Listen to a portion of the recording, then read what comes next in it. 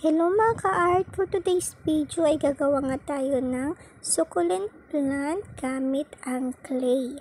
So, una kong ginawa dito, kumuha ako ng brown clay. Ayan, ito yung ating brown clay. At kung nakikita nyo nga ay meron ditong empty plastic bottle na kinat ko. Ayan. So, i-round natin itong brown clay. Pagkatapos, ididikit natin dito sa ating ginawa or kinat na empty plastic bottle. So, ididikit lang natin itong brown clay dito. Paikot siya. Lahat ay lalagyan natin or didikitan natin. Ayan. So, papantayin lang natin yung pagkalagay ng ating clay. Pagkatapos, magagawa tayo ng pahabang. Pagkatapos, ilalagay natin dito sa pinakataas niya. Ayan. So, ilalagay lang natin dyan. Pagkatapos, gagawa tayo ng pagganito. Ayan, para may design siya. Ayan, ganyan na yung gagawin natin.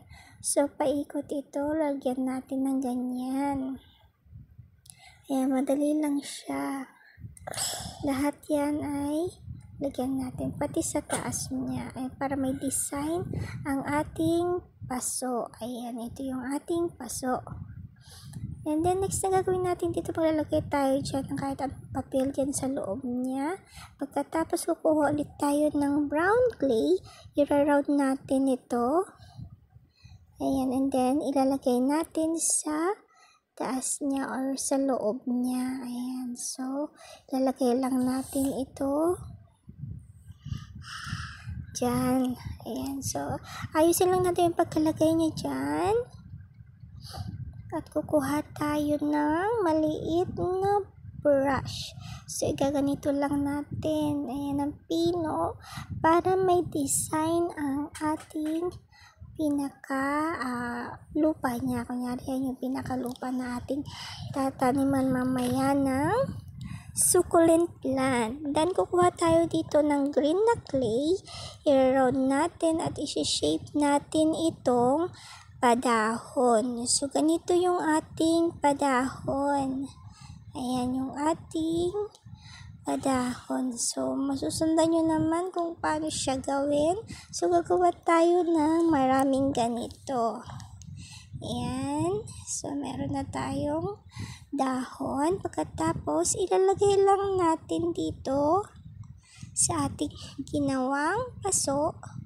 Ayan, ganito yung pagkakalagay niya. Ayan, ganyan siya. Ipaikot lamang natin ang ating padahon. Ayan. Ganyan ang ating unang gagawin or ito yung una na dahon na ating ilalagay. And then next, medyo maiksi na yung ating dahon kumpara dun sa una nating nilagay. Ayan. So, ganun pa rin, ipapatong lang natin ito. Kung napapansin nyo, hindi ko siya pinagdikit or hindi ko siya isinakto dun sa una nating ginawa. So, yung bakante, kumbaga naka-alternate siya. Ayan, para mako-cover. Ayan. So, ganyan siya. And then, the next naman is ilalagay ulit natin yung pinakamaliit na padahon. So, yung size niya, hindi pare-parehas ha. Sa pinakataas niya is paliit na siya. So, ito na yung ating ginawa. Pagkatapos, lalagyan lang natin ng pakulay. Ayan, kukulayan natin yung pinakadulo niya. Ayan, ganyan lang siya. So, lahat ng dahon niya ay lalagyan natin ng ganito, ng pakulay. Ayan. So, ganito lang siya, kadali. Ito yung ating succulent na ginawa. Ilalagyan lang natin siya ng pakulay sa kanyang dahon. Kukulayan lang natin yung kanyang dahon. Ayan. Ito na yung ating ginawang succulent. So, ito na siya. Ganito yung ating succulent. Ito na at natapos ng ating succulent plant. Gamit lamang ang clay. Ayan, first time kong gumawa. So, magta-try pa tayo ng iba sa susunod na video. So, thank you for watching.